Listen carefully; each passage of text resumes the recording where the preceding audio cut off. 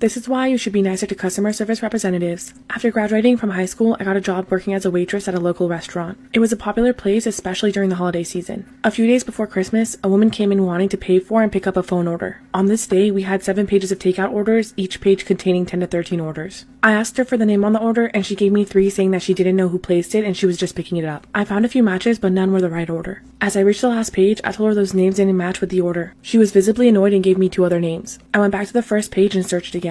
I found a match, but again, wrong order. I apologized and told her that we didn't have any matches. She insisted it had to be one of them, followed by, "Why is it so hard for you?" I kept calm and asked her what exactly she was picking up instead. She said that she didn't know and it's my job to check her out and get it to her. I told her if she didn't have another name then I wouldn't have any way to know which one was hers because we had 75 orders placed that weekend. That's when she asked me if I'm stupid because I work at a register so it couldn't be that hard to find an order. Ignoring that, I told her I'd read off the names of each order and she could let me know if one was familiar. This is when she started Part 2, why you should be nicer to customer service representatives. She flipped out about how I was wasting her time, but if that's what I had to do in order to do my job, so be it. I'm pretty sure she also muttered the R word. About halfway through the first page, I said a company name and she exclaimed, "Yes, that's it." This is when my eyes lit up and I smiled wildly at her. A genuine and true smile, ear to ear. I asked her if she worked at this company and she said yes. Then I asked her if she knew the company owner and named him. She said yes. The smile on my face widened even more than I thought originally possible as I said, "That's my dad. I'll have to tell him about this. What a small world." The color from her face visibly drained as she started to ask if I was his daughter. I cut her off saying, "Yup, my dad. Who would have known? I'm actually about to go on my 30 and I'll have to call him. I'm sure he'll love to hear all about this." Before she could say anything, I got the order and handed it to her. I spent the rest of the transaction glowing and basking in her silent panic. I ended up telling my dad about it and he was livid. He didn't fire her, but she was given a severe warning and put on probation. However, she didn't last long because 2 weeks later, she lost the company a big client by responding rudely in an email.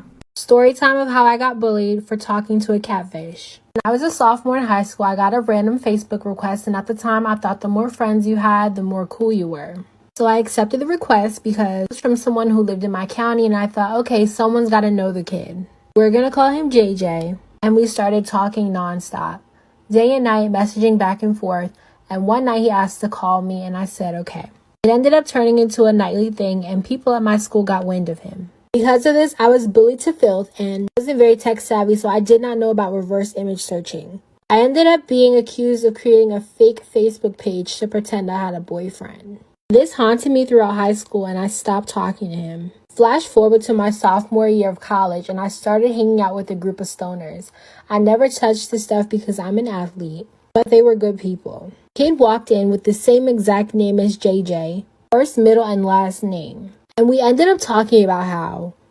Part 2 on how I got bullied for talking to a catfish. Like I said in part 1, this kid who had the same exact first, last, and middle name as JJ started talking about how a girl in high school randomly stopped talking to him because he didn't use his real picture. So I asked him what the girl's name was who he was speaking to on Facebook. He said my name, and I didn't know him, so he didn't know that it was me in that moment. I ended up freaking out and told him that was me, and how I still got a ton of crap for what happened to this day. I pulled up the old Facebook messages and everything. It was crazy. Moral of the story, you might accidentally meet your high school catfish. Thank you, Jess, for submitting your story. If you would like to submit a story, feel free to DM it to me or email me, and I will tag you if you like. We are back with another story time. I'm still waiting to hear back if she wants to be credited or left anonymous, so if she wants to be tagged, it'll be in the caption. So you guys can go check her out and show her some love and support. But let's get right on into it. When I was 9, my parents started going through a nasty divorce because my father was cheating. He was very controlling towards everyone in his life. While he was still married to my mother, he started living with another woman. My mother filed for divorce and warned her of his ways. She called my mother delusional, and this upset my father. Because of his retaliation, my mother had to move in with my grandmother and my 2 sisters. Over the next few months, he continued to try to attack my mother. In November of that year, after I got home from school, my mother was at my grandmother's house. This was very unusual because my mother was usually working. My sister was visibly upset and told me to go speak to my mother. So I went upstairs. My mother sat me down and told me my father had been arrested. Come back for part 2. Part 2. My mother sat me down and she told me my father had been arrested. My stepmother had been harmed. She left him after cheating and he decided he needed to do something about that. She wasn't the greatest person in the world, but she didn't deserve death. I don't remember much after that, but I remember waking up and seeing it on the news. When they showed his picture, my heart sank. He was sentenced to 36 years. Recently, I brought myself to finally ask him why. He simply said, I couldn't control her, I had to. Honestly, I think if my mom hadn't left, she would have gone the same way.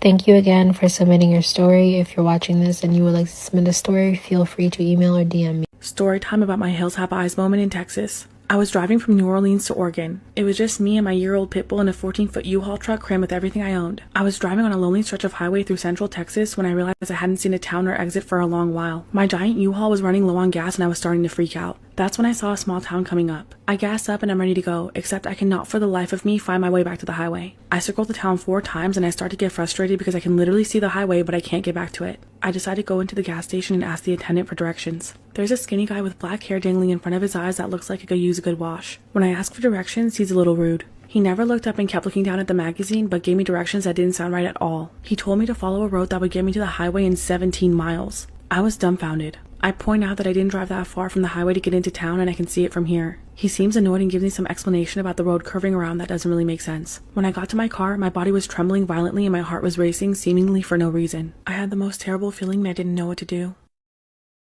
Part 2 of my Hills Have Eyes moment in Texas. I had the worst feeling about the attendant's directions. I decided to trust my gut and not follow them. However, this was the only store in this tiny town and I was stuck. Suddenly, a big red beater of a pickup truck pulls up. This huge Texan man in a flannel and work boots gets out. Without even thinking, I hop out and ask him for directions. I think he could tell that I was upset because he made me laugh and cheerfully told me there was a hairpin curve turnoff right at the end of the small concrete tunnel that I had passed several times. He said it often confused travelers because it was so hard to see. With a sinking feeling in my stomach, I asked him how many miles it was to the highway. He gave me a funny look and said it's a quarter mile at most. At this point, I couldn't help myself and asked where the directions that the attendant gave me would lead. The Texan man looked at me intently and asked me how I knew about that route. So I told him. He then asked me what the attendant looked like and pulled him out from his truck. He said it Caramel was taking me away coffee. from the interstate and led to a deserted area with junked cars and mobile homes all owned by the same family. This family was known to the locals as troublemakers, meth heads, and worse. He said the attendant was also part of that family. Thankfully, I trusted my gut and I was saved by a ruddy, scruffy-haired Texan angel. Kill my best friend. Story time. Ooh, it feels hella weird saying that. Story time. Story time. Story time. Oh, not the laugh. Okay, anyways, every Friday after our 10+ hour crusty ass shift at work, me and my bestie always go to Chick-fil-A and then we go to Dutch Bros after. So we go to Chick-fil-A, we go to Dutch, we get our food and our drink and we're feeling real good. I'm driving back and I decide to be quirky and I'm like, oh my god, let's stop at this lookout spot. Because I wanted to be all cute and be like, oh my god, let's take pictures of the stars. Let's like stargaze.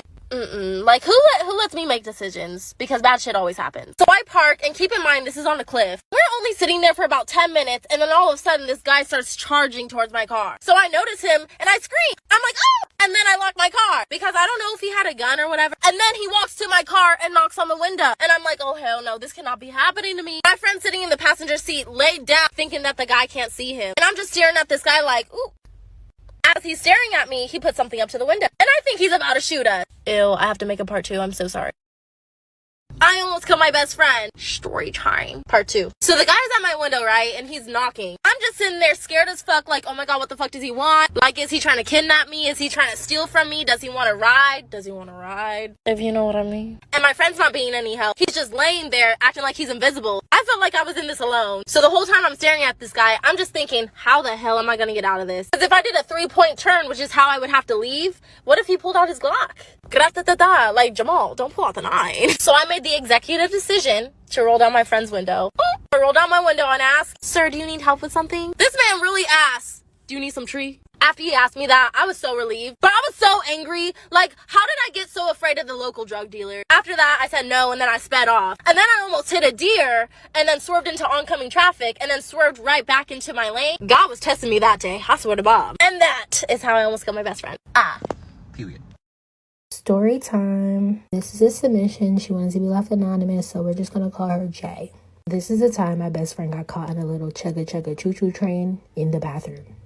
After coming back from spring break our freshman year in high school, my best friend was moving so secretively. Normally, we would spend hours after school together, but for some reason, she just kept saying she had to stay after. One day while we were hanging out, I saw her phone light up and it said D with a heart next to it. So I asked her who it was and she told me it was Deontay. He was a sophomore and he played on the basketball team. He was dark skinned, he was like 6 foot, and he was fine. I guess for some reason she didn't want to tell me because we both came from religious backgrounds with strict parents. But we were best friends, so I don't know why she didn't want to tell me. Anyways, the weeks go on and it seems like her and Deontay are really close. I find out that she was staying after and meeting him before his practice. They would meet in the bathroom and do the nasty every day after school.